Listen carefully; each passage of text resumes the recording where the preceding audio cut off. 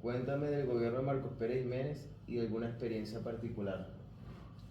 Bien, Marcos Pérez Jiménez fue un dictador venezolano que detentó el poder desde 1952 hasta el 23 de enero de 1958. Desde el punto de vista de la ferocidad en el ejercicio del poder, te puedo comentar que fueron muchos los torturados y muchos aquellos que tuvieron detenidos y presos bajo dicho régimen.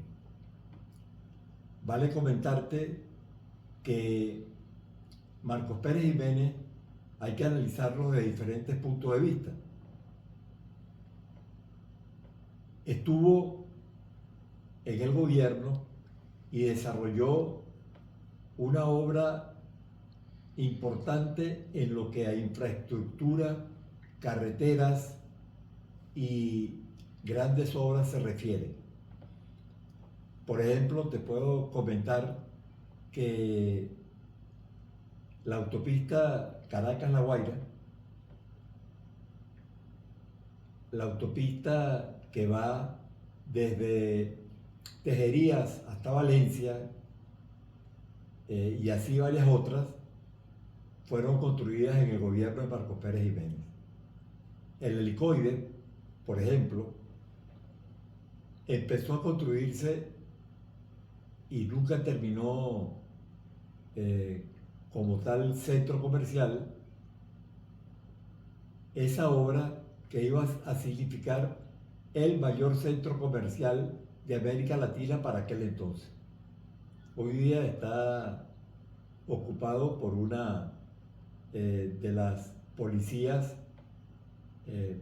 particularmente política, y desarrolla ahí sus actividades administrativas y otras, pues, ¿no?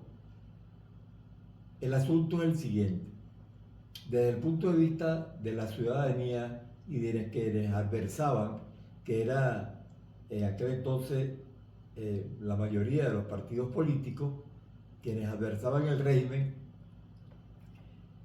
estaban sometidos a una, a una situación extrema en cuanto a las libertades de aquel entonces. Yo diría que Marcos Pérez Jiménez tuvo mucha gente que adversó el gobierno y de alguna manera otros tantos, lejos de apoyarlo en aquel entonces, hoy día reconocen la obra que realizó desde el punto de vista de la infraestructura y desde el punto de vista del ornato de las ciudades y del país en general. Fue a partir de diciembre de 1957 que empezó la debacle del gobierno de Pérez Jiménez. El 1 de enero empezó una supuesta revuelta porque efectuaron un plebiscito en el cual pues preguntaban si quería que siguiera el gobierno o no quería. El pueblo se le consultó que siguiera el gobierno de Pérez Jiménez y los entendidos de aquel entonces, pues por supuesto manejando las encuestas y manejando un poco la opinión en general de la ciudadanía, entendían y manifestaban de que hubo fraude en ese plebiscito. Empezó de alguna manera la inestabilidad del gobierno y fueron los militares quienes de alguna manera propulsaron un movimiento en contra del gobierno que finalmente terminó derrumbándose el 23 de enero de 1958. Desde el punto de vista de la experiencia personal, puedo comentarte de que tu bisabuelo Aníbal fue de alguna manera víctima del régimen, así como tantos otros, como muchos otros. Y él no silbaba porque la cárcel donde fue retenido, fue hecho preso en 2 oportunidades, se llamaba La Corrección y estaba en Puerto Cabello, a 50 metros, poco más, poco menos, de nuestra casa familiar de aquel entonces. Le llevábamos comida y bueno, y de alguna forma me impactó porque no me explicaba yo apenas tenía unos años, porque eso fue sobre todo cuando tenía 5 o 6 años, yo nací en el 49, y no me explicaba por qué mi padre tenía que estar en esas condiciones y en esa situación.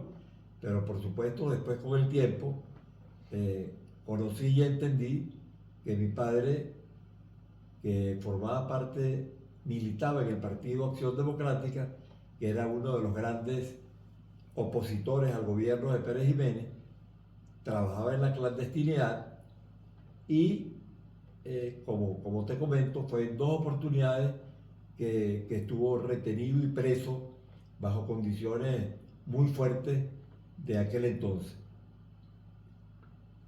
Hoy por hoy, a pesar de haberse tratado de un régimen, aquel de Pérez Jiménez, que fustigó mucho al venezolano y a la disidencia venezolana de aquel entonces, hoy muchos lo recuerdan con cierto reconocimiento de que, aparte de haber gobernado con gente bien preparada,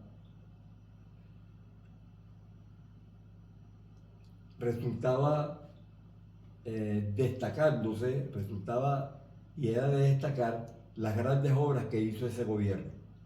Por eso muchos lo recuerdan y hoy por hoy olvidan las aberraciones en contra de la población del régimen de aquel entonces y de alguna manera subalterna reconocen las obras que hizo, que se mantienen todavía. El Humboldt, el Hotel Humboldt, autopistas de la ciudad capital, carreteras en todo